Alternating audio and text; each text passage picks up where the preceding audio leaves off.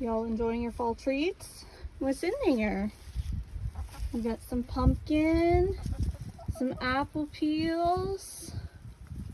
Well, we found some pumpkin seeds. Is that good?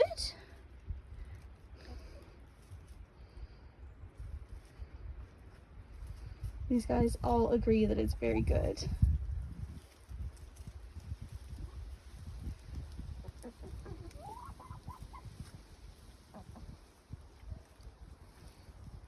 The ladies outside aren't being neglected. They've got pumpkins to choose from too. Another one that's split open here.